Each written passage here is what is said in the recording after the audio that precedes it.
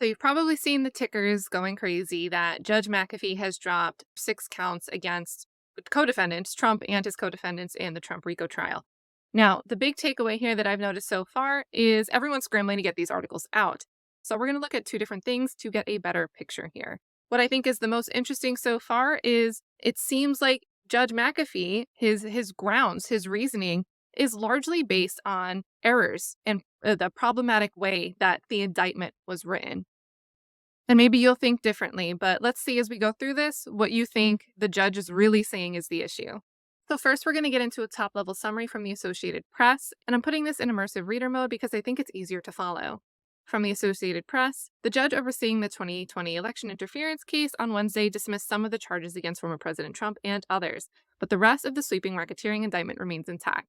Now here, Judge Scott McAfee is writing that 6 of these counts in the indictment need to be quashed, including 3 that are going to be against President Trump, but he's leaving the others in place, including 10 still facing Trump, and said the prosecutors could seek a new indictment on the charges he dismissed. So that's why I'm saying I think it's important that the issue seems to be the way the indictment was prepared and written and submitted to the court.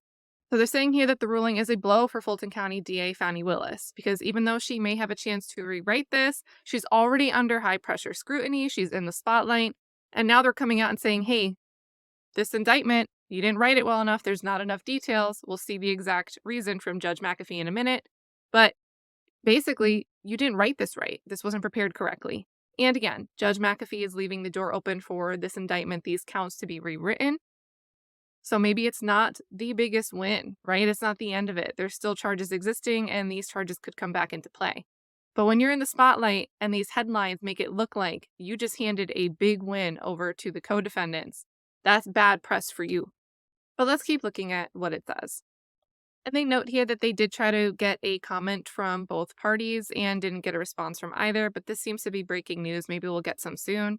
And then they summarize that these 6 alleged counts charge the defendants with soliciting public officers to violate their oaths. So basically, they went out of their way, these co-defendants that are charged with these counts, went out of their way to say, hey, buddy, I need you to do a little something you took an oath not to do, but can you just do it? So one of the counts stems from a phone call Trump made to Georgia Secretary of State Brad Raffensperger on January 2nd, 2021. So that's a big buzz of all these counts, right, is that phone call. And this is one of the counts that we're going to see was dismissed today because it lacked detail. Another one of the dismissed counts accuses Trump of soliciting then Georgia House Speaker David Ralston to violate his oath of office by calling a special session of the legislature to unlawfully appoint presidential electors. Now, this right here is what I think is the most important part of all of this in the context of what we've been talking about with the disqualification hearing. And, this is a big deal prosecution. And here, McAfee is saying, the counts did not allege sufficient detail regarding the nature of the violations. There's a quote. The lack of detail concerning an essential legal element is, in the undersigned's opinion, fatal. They do not give the defendants enough information to prepare their defenses intelligently. So because of this order and these 6 counts that are dropped, Meadows is only facing a RICO charge. There's no other count standing against him. Jim Durham, a lawyer for Meadows, declined to comment.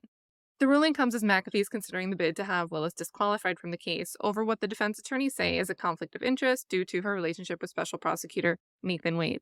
Again, we're well aware of this context, this disqualification hearing that still we're supposed to get a decision on Friday.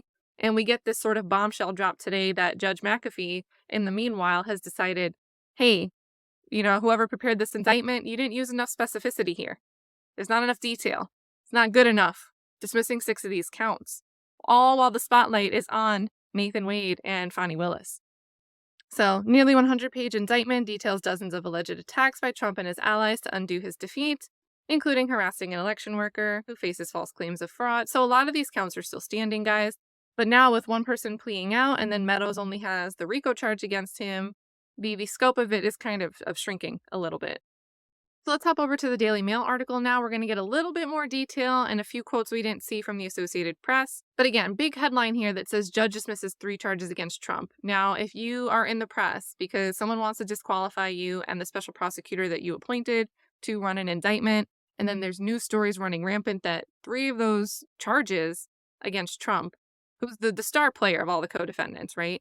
That headline just optically is a big blow when you're already in the spotlight and people are questioning whether you properly appointed a qualified prosecutor to lead this indictment. So this headline, even though, again, we were reading these articles, we know that Judge McAfee, is leaving room potentially for some of these counts to come back into play if they're rewritten and written better with more detail. But you know how people are and how people read the headlines. I'm going to throw this into the immersive reader because I think it's a bit easier to read on a screen. And we've got Jeff Earl writing this. They bullet point out that the ruling comes as DA Fani Willis is in the spotlight waiting her decision on the disqualification. And again, we get the summary that, he wrote in an order that 6 charges must be quashed. 3 of them are against Trump. And we get a little bit more context here, though. So 2 of these charges relate to Trump's infamous phone call to Georgia's Secretary of State, Brad Raffensperger, asking him to find the 11,780 votes. An emphasis quote from Judge McAfee that this does not mean the entire indictment is dismissed.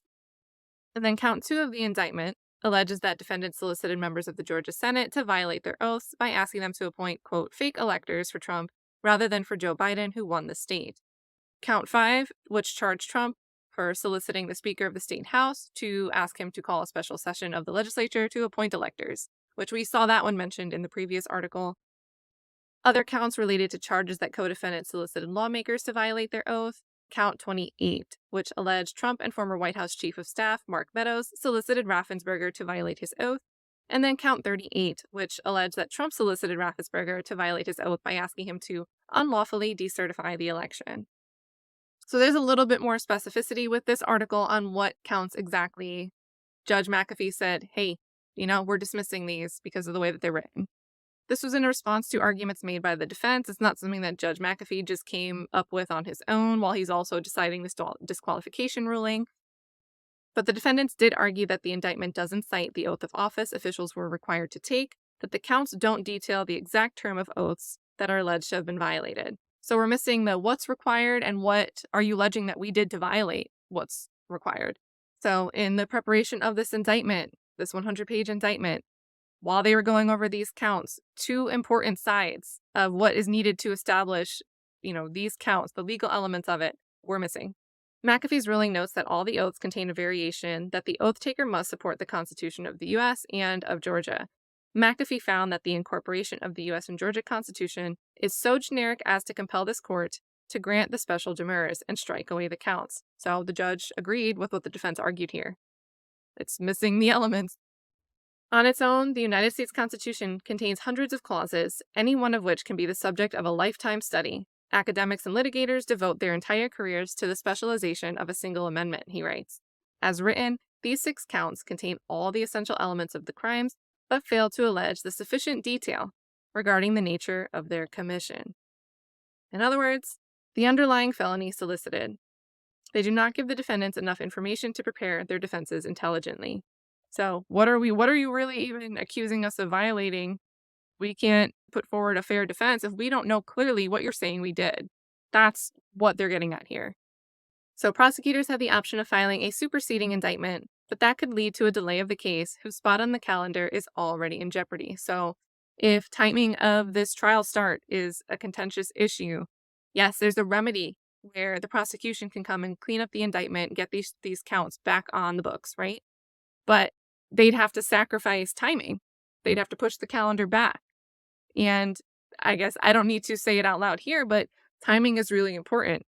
And now the prosecution has to make a choice if they want to get these counts back on the table. Do they want to risk the speed of this trial? Do they want to push it back? So McAfee said, and I don't know if this is a new statement or if they're referencing back to what he said previously, but they are adding here that McAfee said he will decide by the end of the week whether he will disqualify Willis after holding a bombshell hearing following revelations that she had an affair with Special Prosecutor Nathan Wade. Such a move could also stall the case. So that's that, you guys. I really wanted to do this video because I saw the headlines going everywhere, and most of the articles I looked in didn't give us that much detail. They just kind of mentioned that 2 of the counts related to the phone call to Brad Raffensperger. So I wanted to go through this article because it gave us a little bit more detail on the specific counts that Judge McAfee decided to dismiss.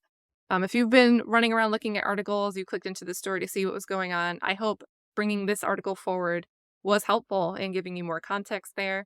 I would love to know your opinion on what you think. Would this be such a big headline? Yeah, charges dismissed, and I can go back to the actual article. Do you think the spotlight that's already on Fani Willis kind of makes this dismissal a bigger story?